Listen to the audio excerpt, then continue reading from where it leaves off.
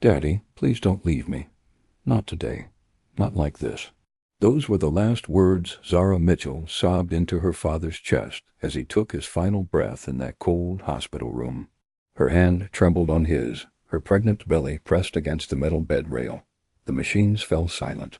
The fluorescent lights hummed overhead. And somewhere deep in her chest, something broke that would never heal the same way again. Hello, friends. Welcome to Black Bite Stories. Before we begin today's story, make sure to like this video and subscribe to our channel. And don't forget to tell us in the comments, where are you watching from? We love hearing from our global family. But she couldn't believe her eyes when barely 24 hours after her father's death, 24 hours after she'd buried the only person who'd ever truly loved her unconditionally, her husband Damon was standing at a courthouse signing a marriage license. He was marrying his mistress, Simone, the woman who'd whispered, finally, when Zara's father's heart monitor flatlined. The woman who'd smiled while Zara sobbed. Zara stood there 6 months pregnant with a baby girl who would never meet her grandfather. She clutched her father's worn work jacket that still smelled like coffee and hope. Through tears, she watched her husband kiss another woman's lips while her father's grave dirt was still fresh under her fingernails from placing roses on his casket that very morning. The world spun. Her knees buckled. But she didn't fall. What shattered Zara's heart into pieces so small she could barely breathe wasn't just watching her husband replace her in 24 hours. It was the envelope trembling in her hands. The envelope her dying father had pressed into her palm with his last ounce of strength, whispering, "Baby girl, when I'm gone, open this. Remember, you are never alone. You are never alone. You are never poor. You are never powerless." I made sure of that. What Damon didn't know, as he kissed those lips that should have comforted his grieving pregnant wife, was the truth. What Simone didn't know as she smiled in triumph over the broken woman still wearing funeral black was the secret. Zara's dad, the humble school janitor who'd mopped floors for 35 years, who'd worked Christmas shifts so Zara could have presents, who'd eaten instant noodles for dinner so she could have dance lessons, wasn't just a janitor. He was a secret trillionaire worth $5.2 billion. He'd sacrificed everything to teach his daughter that character matters more than cash, that love is worth more than luxury, that a good heart is the only treasure that truly counts. And in exactly 2 hours and 47 minutes, when Zara's hands finally stopped shaking enough to open that will, when she inherited $5 billion, Simone would let out a scream so raw, so full of horror and realization, that it would echo in that parking garage like a wounded animal. "Oh my God, Damon, you left a billionaire. You divorced a billionaire for me. What have we done?" But here's the part that'll break your heart and put it back together again. 3 weeks before he died, Zara's dad called his attorney from his hospital bed. His voice was weak, but his mind was razor sharp. He said, "Harold, I need you to listen carefully. My son-in-law is going to leave my daughter. I can see it in his eyes. He looks at her like she's a burden now that she's pregnant, and I'm dying. So I need you to make sure that when he walks away, when he thinks he's escaping poverty for something better, he can never ever touch what I'm leaving her. Put it in an irrevocable trust. Make it bulletproof.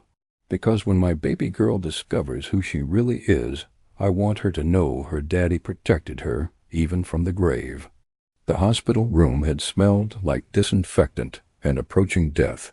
Zara sat in that same plastic chair for 16 hours straight, her hand wrapped around her father's. She watched the monitors measure out his last moments in beeps and numbers that kept getting slower, quieter, weaker. James Mitchell lay beneath white sheets that made his dark brown skin look gray, made him look smaller than he'd ever been in Zara's eyes. He'd always been larger than life to her. The man who taught her to ride a bike on Saturday mornings before his shift started. The man who showed up to every parent-teacher conference in his work uniform, smelling like pine cleaner and effort, sitting in those tiny chairs with such pride it didn't matter what he wore. The man who told her every single night before bed, "You are brilliant. You are worthy. You are loved beyond measure." And now he was leaving her. A cancer had come fast and vicious. 3 months from diagnosis to this moment. Pancreatic stage 4. By the time they caught it, the doctors said maybe 6 months with treatment. He'd made it barely 12 weeks. Zara's phone buzzed in her lap. Her husband, Damon. The text read, "Still at the hospital? My presentation got moved to tomorrow morning. Going to stay at Dave's tonight to prep. Don't wait up." She stared at the words, something cold settling in her chest. Her father was dying right now, this moment, and Damon was worried about a sales presentation. She didn't respond. She turned the phone face down and squeezed her father's hand tighter. His eyes fluttered open, still sharp, still her daddy's eyes, even as everything else was shutting down. "Zara," he whispered, his voice like paper tearing. "My beautiful girl.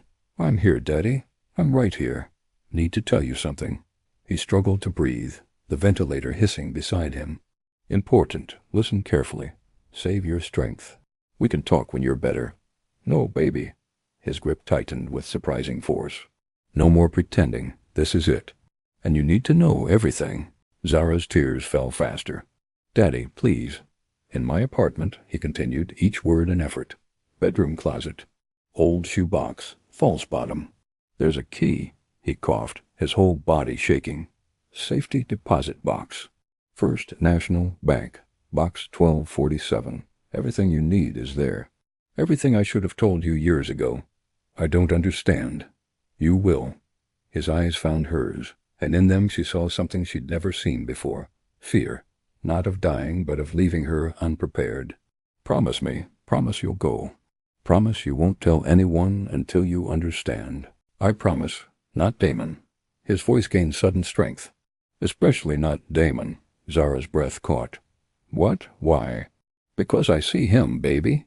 I see how he looks at you now that you're pregnant, now that I'm sick. Like you're a burden instead of a blessing." His breathing was getting shallower. "I added something to my will 3 weeks ago. Protection for you. For my grandbaby." "Daddy, what are you talking about?" But the machines were changing their rhythm. The beeps were spreading further apart. A nurse rushed in, checked the monitors, and her face told Zara everything. "Mr. Mitchell," the nurse said gently, "do you want us to—" "No," James whispered. "No machines. Just my daughter." The nurse nodded and quietly left, closing the door behind her. James looked at Zara, and despite everything, he smiled. "You know what the best day of my life was?" Zara shook her head, unable to speak past the sob in her throat. "The day your mama put you in my arms? You were so tiny, so perfect. And I looked at you and I thought, this is it. This is what I was born for.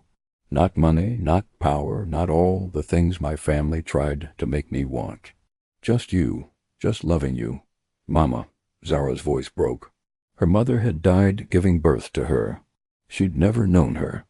She was a teacher. Beautiful, kind, everything pure in this world.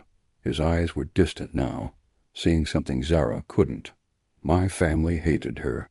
Said she wasn't good enough, wasn't in our class. They gave me a choice. Her or the inheritance." "What inheritance?" "I chose her, baby. Every time I chose love. And when she died bringing you into this world, I chose you. I walked away from billions to raise you right, to teach you what actually matters." Zara's head was spinning. "Billions, Daddy, what?" "My real name is James Hartwell III. Each word was getting harder for him. Hartwell Industrial Holdings. My grandfather's empire. I was supposed to take over. Supposed to marry some debutante my mother picked out. But I met your mama at a charity event, and I knew. I knew she was my real life.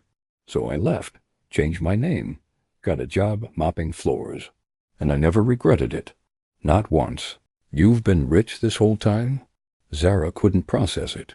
Her father, who'd worked double shifts, who'd driven a car held together with duct tape, who'd made her peanut butter sandwiches for lunch every day, because that's what they could afford. "Not rich, baby. Wealthy. There's a difference." He smiled through the pain. "Rich is what you have. Wealthy is what you are. And you, my darling girl, are the wealthiest person I know. You have character, integrity, a heart so big it scares me sometimes. Why didn't you tell me?" "Because I wanted you to grow up normal. To marry someone who loved you, not your bank account. To know your own strength. His breathing was labored now. But I never stopped managing it. The money, growing it, protecting it for you.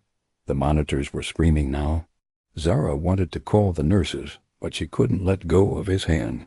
The envelope, James gasped, in the deposit box. It explains everything. The trusts, the protections. And baby? He pulled her close with his last bit of strength. Trust the plan. I know it's going to hurt. I know what's coming. But trust the plan. What's coming, Daddy? What do you mean? But his eyes were closing. You are never alone. You are never alone. You are never poor. You are never powerless. I made sure of that. Daddy, no. I love you, Zara, more than all the money in the world. You are my greatest treasure. And then he was gone, just like that. The machines flatlined. The sound echoed in Zara's ears like the end of everything. She collapsed onto his chest, sobbing so hard she couldn't breathe. Clutching his worn work shirt, breathing in the smell of him one last time. Soap and coffee and love. She didn't hear the door open. Didn't hear the nurses come in. Didn't hear them gently tell her it was time to let go. All she heard was the silence where her father's voice used to be. The rain hammered down on Evergreen Cemetery, like the sky itself was grieving. Zara stood at the edge of her father's grave, her black dress soaked through, her hand resting on her swollen belly as the preacher's words blurred into meaningless sound.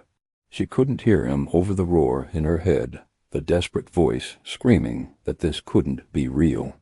But the mahogany casket being lowered into the ground said different. The roses she'd placed on top, his favorite yellow ones, were already wilting in the rain, petals washing away into the mud. There were maybe 30 people there, former co-workers from the elementary school, a few neighbors, some distant cousins who'd shown up out of obligation. Her father had lived quietly, loved deeply, and died leaving a hole in the world that felt too big for Zara to survive. Damon stood beside her, but he might as well have been on another planet. He held an umbrella over his own head, not hers. He checked his phone every few minutes, his jaw tight with impatience. When the preacher said, "Ashes to ashes, dust to dust," Damon sighed loud enough for Zara to hear it. She looked at him, really looked at him, and saw a stranger. This man who'd promised to love her in sickness and health, for better or worse, couldn't even pretend to care that she'd just lost everything. After the service, as people filed past offering condolences Zara would never remember, Damon leaned close and whispered, "I need to head out. Got a thing with some clients." Zara turned to him slowly. "A thing?" "Damon, we just buried my father." "I know, babe, and I'm sorry, but this deal has been in the works for months. I can't just—" "Your wife just buried her father." Her voice was flat, dead. "And you have a thing." He had the decency to look uncomfortable. "Look, you've got people here. You'll be fine. I'll see you at home later." He kissed her forehead. Quick, perfunctory, the way you'd pat a dog. And walked away through the rain toward the parking lot, pulling out his phone before he'd even made it to his car. Zara watched him leave, something inside her quietly shattering.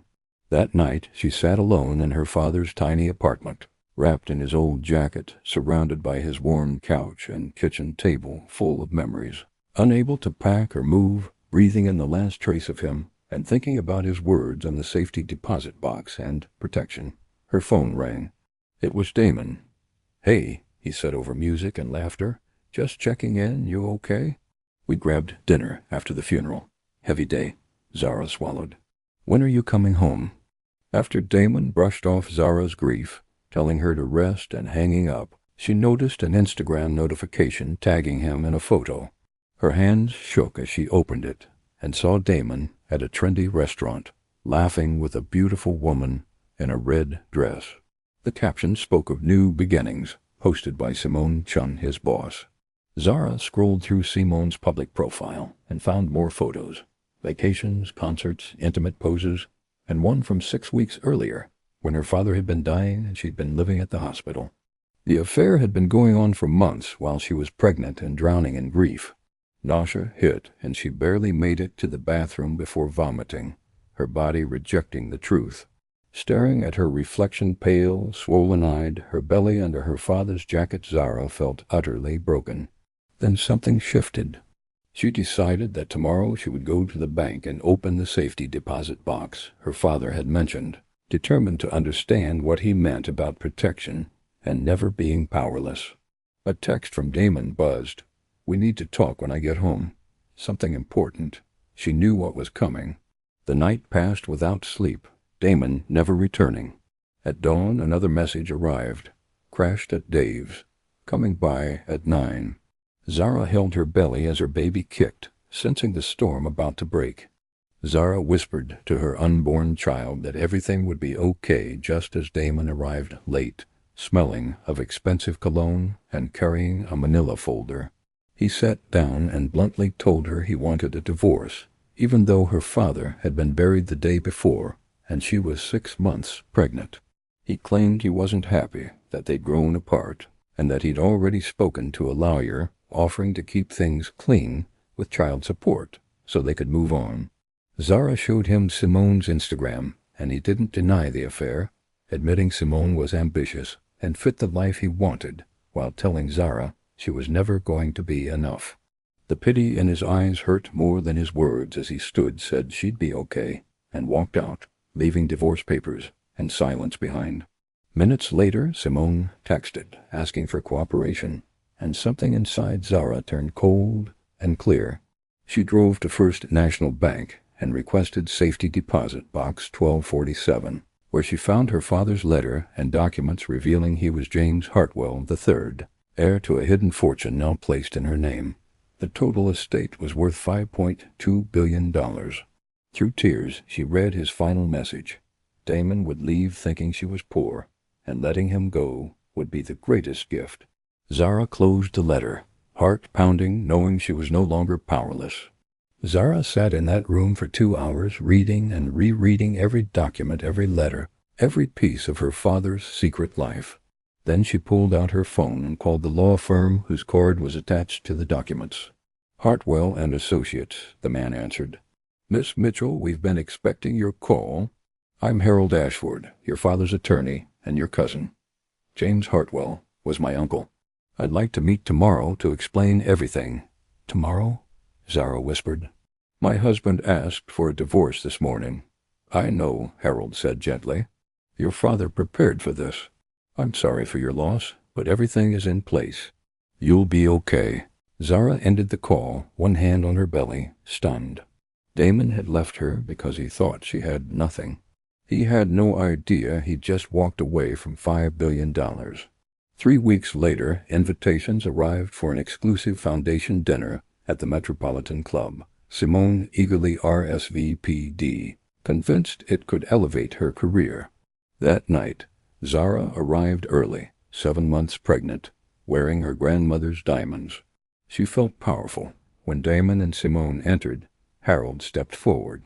"Please welcome our founder and director, Miss Zara Mitchell Hartwell." Zara addressed the room calmly. She spoke of her father, a janitor who chose love over money, and revealed the estate he left her worth $5.2 billion. She met Damon's eyes. "I was pregnant and grieving when my husband left me, believing I had nothing. I let him go." She raised her glass.